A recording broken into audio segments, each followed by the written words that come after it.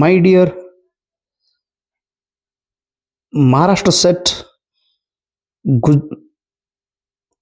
Goa set aspirants, Namaskar. I am your DGK sir from Akkalkot, Sholapur district. I heartily welcome all of you.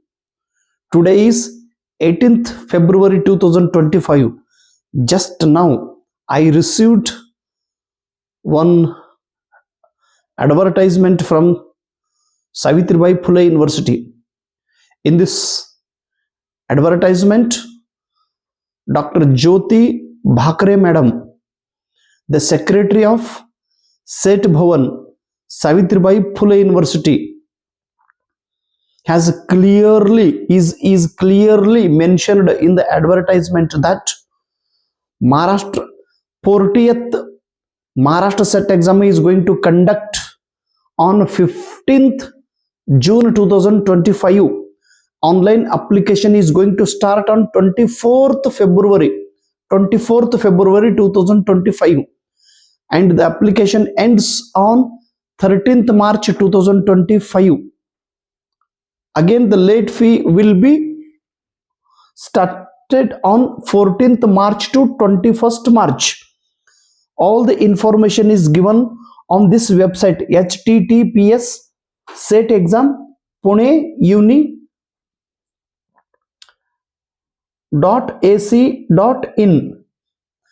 So once again, please check this website and be ready with set exam. Definitely will get the result in this coming Maharashtra set exam. सर्व आदरणीय विद्यार्थी मित्रांना मनापासून स्वागत करतोय. मी आपला धानय्य sir, Akkalkot, Solapur जिल्हा. आज 18 फेब्रुवारी 2025 आहे. तुमचा आणि आमचा महाराष्ट्राचा, हिंदुस्थानचा आराध्य दैवत शिवाजी महाराजांची जयंती उद्या म्हणजे 19 तारखेला होणार आहे. या शुभदिनी, या शुभ संध्याकाळी उद्या शिवजयंती आहे. आज 18 तारखेला संध्याकाळी मला पुणे विद्यापीठाकडून एक जाहिरात प्राप्त झालेली आहे. त्या जाहिरातीमध्ये सांगितलेलं आहे की सावित्रीबाई फुले पुणे विद्यापीठाने येणारी 40वी महाराष्ट्राची सेट एक्झाम घेणार आहे आणि ही परीक्षा 15 जून 2025 रोजी होणार आहे. आणि या परीक्षेची जो ऑनलाईन ऍप्लिकेशन फॉर्म भरण्याची तारीख 24 फेब्रुवारी पासून सुरू होणार आहे आणि 13 मार्च रोजी संपणार आहे. जे 24 फेब्रुवारी ते 13 मार्च पर्यंत आपण ऑनलाईन ऍप्लिकेशन भरू शकतो. त्याच्यानंतर लेट फी म्हणून 14 मार्च ते 21 मार्च पर्यंत लेट फी त्यांनी ठेवलेले आहेत. हे सर्व माहिती आपल्याला ह्या वेबसाईट वरती https setexam.pune.ac.in या वेबसाईट वरती आपल्याला संपूर्ण माहिती मिळणार आहे. इथं आपण आपलं सेटचा फॉर्म भरून घ्यावी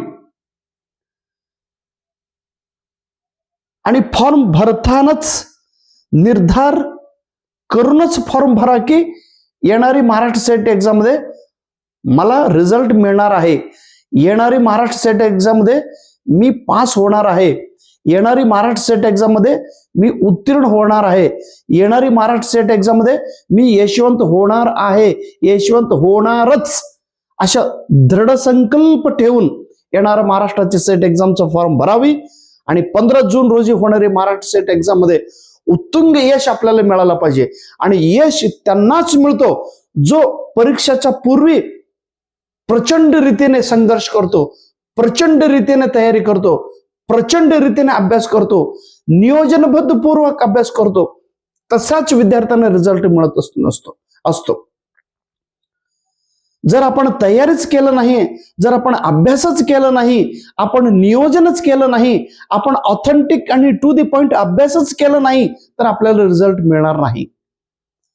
आणि रिझल्ट मिळण्यानंतर काय होणार आहे हे परीक्षा पास झालेल्या विद्यार्थ्यांना माहिती आहे.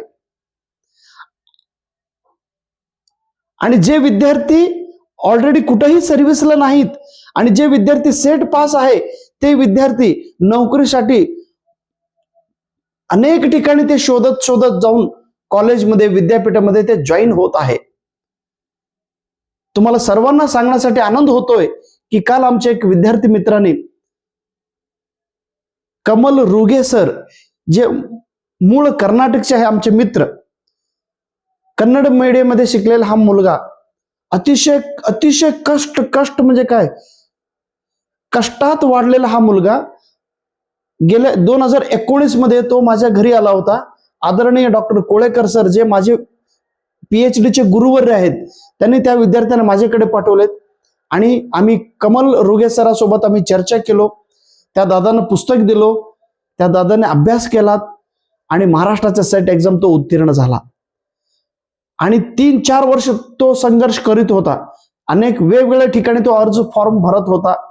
सध्या तो सोलापूर विद्यापीठात अहिल्याबाई होळकर सोलापूर विद्यापीठात इंग्रजी विभागात त्यांनी CHB तिथे टेम्पररी तो काम करीत असतानाच काल त्यांचा परमनंटची नोकरी, त्यांना असिस्टंट प्रोफेसरची परमनंटची नोकरी मिळालेली आहे. मग गरीब घराण्यातील हा मुलगा केवळ कष्टाने, प्रयत्नाने, बुद्धीने, अभ्यासाने महाराष्ट्राची सेट परीक्षा इंग्रजी विषयात उत्तीर्ण होऊन आज त्यांना प्राध्यापकाची नोकरी जर मिळत असेल केवळ बौद्धिक क्षमतेच्या आधारे, तर तुम्हालाही मिळणार आहे. त्यामुळं थोडा सकारात्मक विचार ठेवून, थोडं पॉझिटिव्ह विचार आपल्या मनामध्ये घेऊन येणारा सेटचा आपण तयारी करावी आणि रिझल्ट घ्यावी. कोणत्याही गोष्ट सहजासहजाने मिळत नाही. मी नेहमी तेच म्हणतो की आपल्याला त्याच्यासाठी त्याग करावा लागणार आहे. आणि काही वेळ, एकदा रिझल्ट मिळाला तरी काही वेळ असतो, तो वेळेनंतर तरी आपण मिळवलेल्या यशाला किंमत मिळतोच, आपण मिळवलेल्या यशाला गौरव मिळतोच, आपण केलेल्या त्यागाला एक रिस्पेक्ट मिळतोच. तुमचं आणि आमचा आराध्य दैवत संभाजी महाराजांचा जीवन चरित्र काल जेव्हा आम्ही त्या सिनेमामध्ये पाहिलो, काय सिनेमा आहे, माय गॉड. छावा बघितल्यानंतर प्रत्येकाच्या डोळ्यात अश्रू येणारच.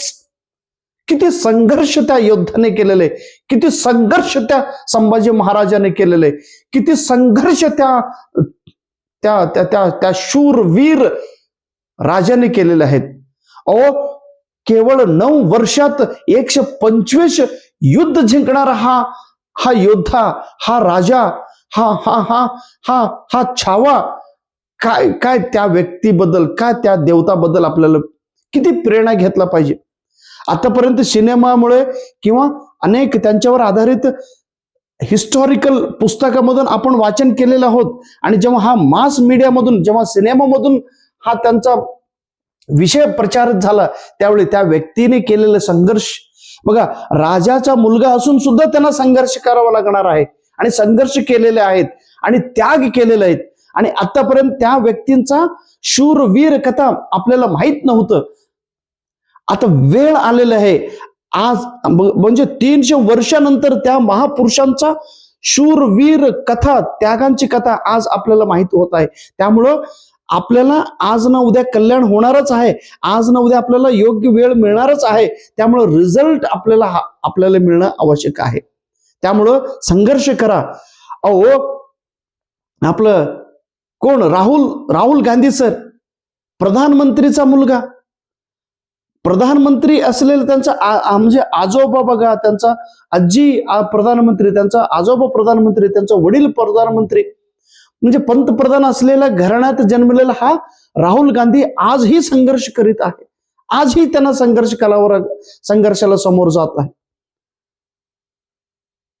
म्हणून आपल्यालाच संघर्ष आहे, आपल्यालाच कष्ट आहे, आपल्यालाच असं न म्हणता आज संभाजी महाराज साहेबांचं जीवन चरित्र, म्हणजे शिवाजी महाराजांचा मुलगा असून सुद्धा त्यांना संघर्ष केलेला आहे. म्हणून तुम्ही आम्ही तर किस झाड के आपण पत्ते असं आपण म्हणतो.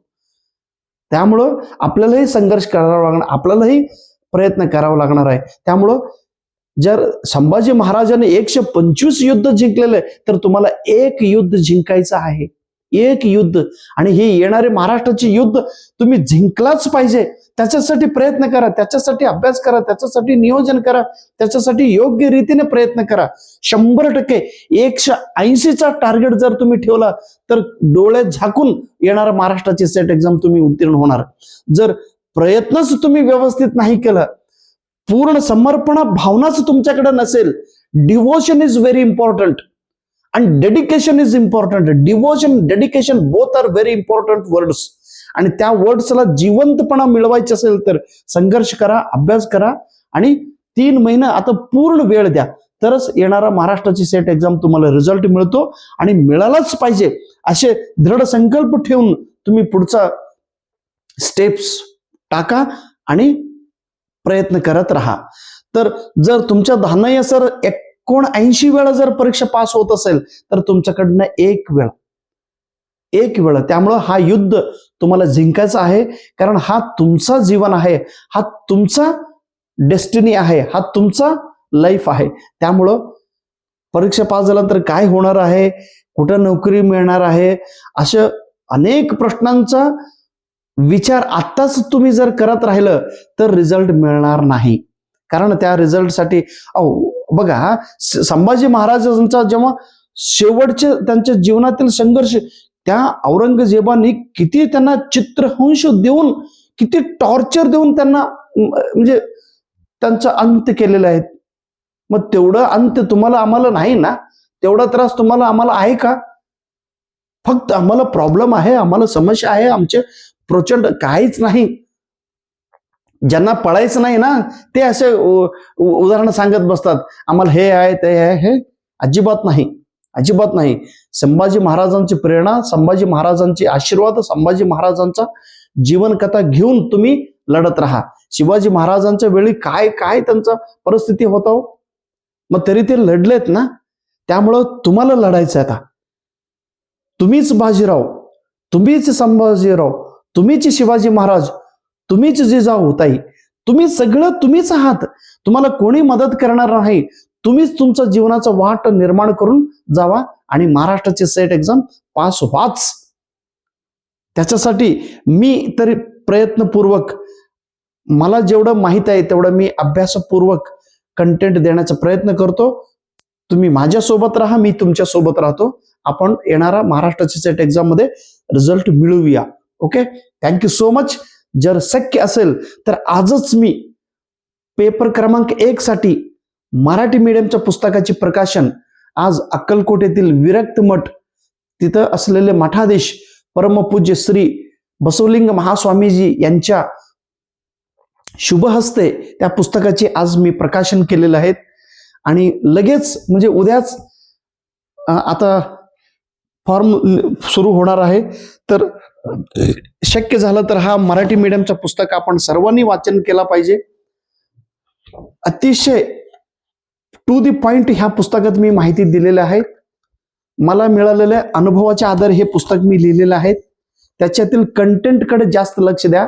जरी एखादा शब्द ग्रॅमॅटिकल चुकलं असलं तरी माफ करा आणि तो कंटेंट तुम्ही समजून घ्या, तो संकल्पना समजून घ्या. आणि प्रत्येक युनिटवरती 3-3, 4, 10-10 पेजेस मी थेरॉटिकल नोट्स लिहिलेले आहेत. तेवढं नोट्स आपण व्यवस्थित वाचन करावी, ते नोट्स आपण रिव्हिजन करावी. आणि हे मराठी पुस्तक वाचन केल्यानंतर ह्या पुस्तकाच्या आधारित 2 इंग्लिश मीडियम मधला क्वेश्चन बँक आहे, हेही पुस्तक आपण वाचन केला पाहिजे. कसं आहे, तयारी करत असताना व्यवस्थितच तयारी करा. हे व्हॉल्यूम क्रमांक 1 हे इंग्लिश मीडियम मधलं पुस्तक आहे. हे व्हॉल्यूम क्रमांक 2 इंग्लिश मीडियम मधलं पुस्तक आहे. आधी हे मराठी मीडियमचं एक पुस्तक कंपल्सरी वाचन करा. आणि ज्यांचं थोडं तरी इंग्लिश चांगलं असेल तर त्यांनी ह्या दोन्ही पुस्तकांची रेफर करा. आणि इंग्लिश जर समजत नसेल तर गुगल लेन्स म्हणून आपल्या मोबाईलमध्ये ऍप आहे, ते डाउनलोड करा आणि या इंग्लिश मीडियम प्रश्नावरती फोटो काढा. प्रश्न मराठीमध्ये ट्रान्सलेशन होतो आणि त्याचा अभ्यास करा. मग ह्याच्यातून काय फायदा होणार आहे, हे जे अगोदर पुस्तक घेऊन उत्तीर्ण झालेल्या अशा भाऊ बहीण विद्यार्थी मित्रांचं मनोगत मी खूप वेळा तुम्हाला मी ऐकण्याची संधी दिलेल्या आहेत. म्हणून फक्त माझ्या अनुभवावर, माझ्या ज्ञानावर, माझ्या कौशल्यावर आपण विश्वास ठेवून ह्या पुस्तक रेफर करावी आणि येणारी महाराष्ट्राची सेट काय नाही, पेपर क्रमांक 1ला सहजरित्या 70 मार्क, सहज म्हणतो मी, आणि पेपर 2ला सहजरित्या 110, दोन्ही मिळून 180 टार्गेट ठेवून आपण अभ्यास करावी आणि रिझल्ट काढावी.